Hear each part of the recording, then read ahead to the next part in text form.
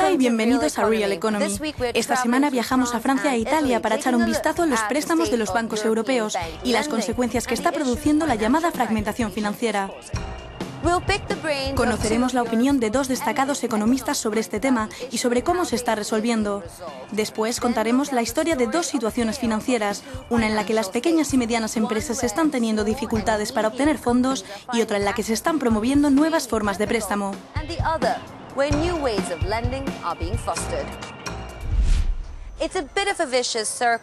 Es similar a un círculo vicioso. En un entorno de recesión, las pequeñas y medianas empresas encuentran sus mercados domésticos reducidos, lo que les dificulta obtener beneficios y pagar sus deudas.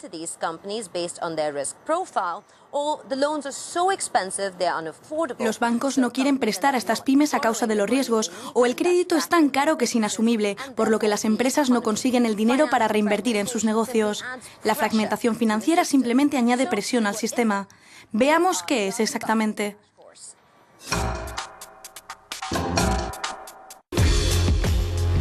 Durante 9 años, la moneda única creó un único mercado europeo y mientras los intereses entre distintos tipos de préstamos empezaban a converger, tanto en París como en Milán. La crisis financiera ha hecho que la deuda pública de algunos países que están sufriendo ajustes se vuelva más cara, creando grandes diferencias entre los tipos de interés. Algunos bancos están luchando para obtener beneficios debido a la enorme diferencia entre la cantidad que pagan a los depositantes y el interés de los créditos.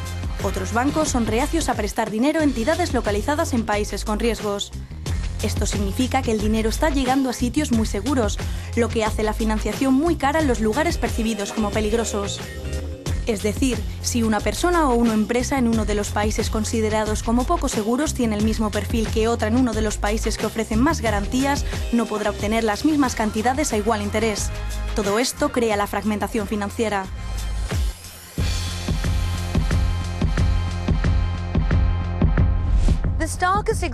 Los ejemplos más claros de esta fragmentación se pueden encontrar en España e Italia, donde las empresas pueden pagar hasta un 1,6% más por el crédito que en Alemania.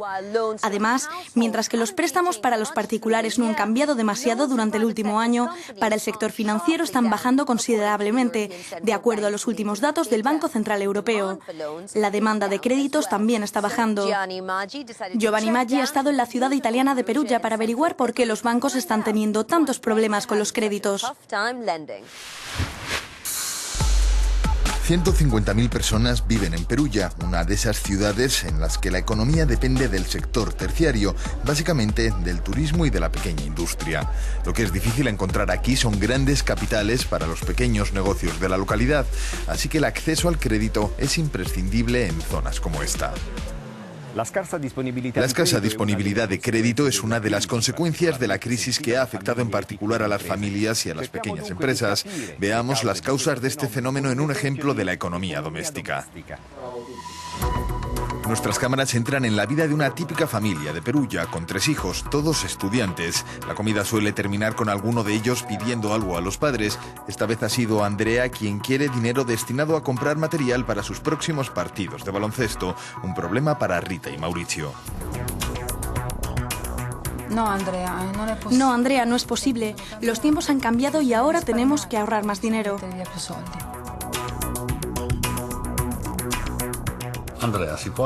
Andrea, quizá podamos hacerlo, pero tienes que elegir. Debes renunciar a algo y también tienes planeado un viaje. Debemos gastar menos porque tenemos que reducir la deuda con el banco. Aunque a pequeña escala, la respuesta de Rita es similar a las consecuencias de la fragmentación financiera que ha empeorado las condiciones para un préstamo en países como Italia. Rita quiere ahorrar más dinero para su familia, que es lo mismo que la recapitalización de los bancos. La oferta de Mauricio de escoger es la misma que la reducción de obligaciones de los bancos, es decir, disminuyen su deuda total reestructurando esa deuda. Recapitalización, reducción de la deuda son imperativos para superar la crisis y para abordar la fragmentación financiera, pero existe el riesgo de entorpecer el crecimiento y de alimentar la recesión. Y al igual que en la familia que hemos visto, hay factores que hacen que los bancos sean reacios a prestar dinero. Hemos preguntado al presidente de un pequeño banco local qué les está afectando. En la provincia italiana, los pequeños prestamistas pueden mantener una relación personal con sus clientes, pero también deben cumplir con las normas nacionales y europeas. Con la llegada de la crisis, los grandes bancos han parado los créditos. No nosotros. De hecho, hemos llevado a cabo medidas anticíclicas, lo que significa que hemos dado mucho crédito. Es obvio que en 2012 frenamos nuestros préstamos. Ahora hemos conseguido una buena liquidez. Sin embargo, no prestamos porque la demanda se ha colapsado. Desde la reestructuración de los 90, la mayoría de los bancos italianos ha hecho grandes alianzas para competir con los mayores grupos europeos, pero la crisis financiera en la eurozona se lo ha puesto difícil tanto a los pequeños como a los grandes bancos italianos para competir con Europa y con la economía global. Tras la experiencia de Giovanni, hemos hablado con dos de los más prestigiosos economistas europeos, Jean-Paul Fitoussi y Jacques Attali. Coinciden en algunas opiniones sobre este tema, pero difieren en otras. ¿Cómo ven la fragmentación financiera y sus efectos en la economía real? La gente no quiere asumir riesgos, la gente prefiere comprar bonos o títulos en los mercados porque ofrecen algún tipo de liquidez. Lo difícil es encontrar recursos a largo plazo para pymes o para capital riesgo.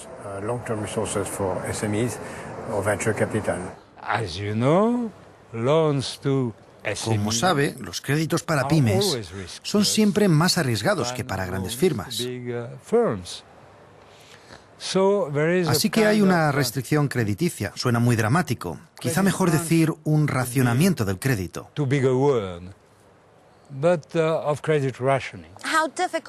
¿Cuál es la dificultad para bancos y pymes? Sabemos que en Europa la falta de regulación y de supervisión permitió esconder el hecho de que hay una necesidad de al menos 1 billón de euros para recapitalizar los bancos europeos. Recapitalización significa también reestructuración, fusiones. Es una enorme y temible puesta a punto para el sector financiero. ¿Qué tendrán que hacer los bancos europeos para participar en el crecimiento? Para crear un respaldo o garantía que les empuje a la confianza y la inversión. Este tipo de garantía tiene que venir del Estado, del Banco Central Europeo o el Banco de Inversión Europeo, y siendo muy técnico, diría que hay una necesidad de una acción conjunta entre los dos bancos para crear un nuevo marco o una nueva herramienta que permita a las entidades financiar a las pymes.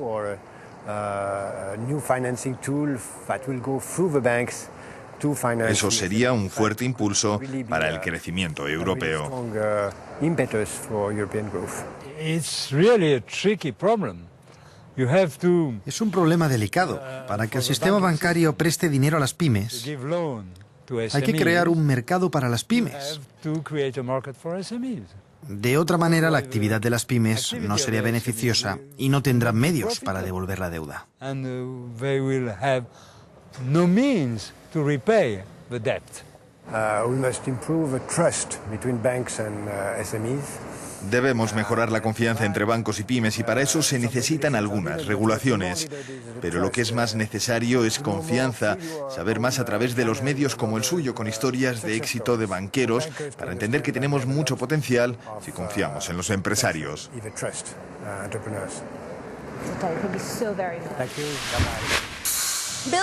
Construir la confianza para fomentar los préstamos es la clave, así como hacer a estos bancos más seguros. Las nuevas regulaciones suponen que se tienen que librar de los activos problemáticos, han estado reduciendo sus balances y continuarán haciéndolo. Eso significa también tener más dinero como parachoques, pero de forma crítica esto termina con los bancos prestando menos y solo a clientes que consideran fiables. Por tanto, si los bancos tienen que apostar sobre seguro y no pueden arriesgar para obtener beneficios, ¿quién cubre los préstamos para las pymes? Giovanni Maya ha hecho otro viaje, esta vez al sur de Francia, para averiguarlo.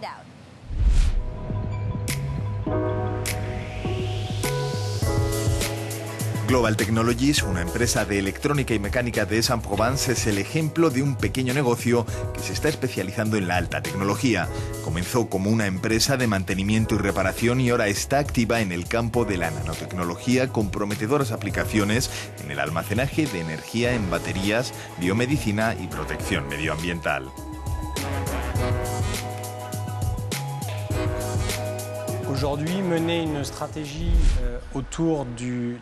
Hoy en día buscar una estrategia para el crecimiento y la innovación es casi un requisito para poder existir mañana, para estar seguros de superar los retos tecnológicos. Finalmente, creo que uno de los mayores desafíos en los años venideros para las pymes, como la nuestra, es incrementar la exportación, la gran exportación en Asia o Estados Unidos.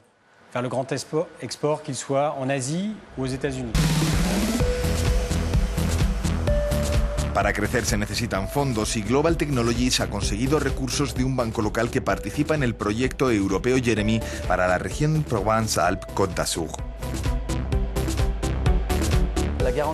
La garantía Jeremy en la región es un dispositivo que permite tener, de forma gratuita, una garantía del 80% de los fondos. Además, la garantía personal del directivo está limitada al 50% de su compromiso.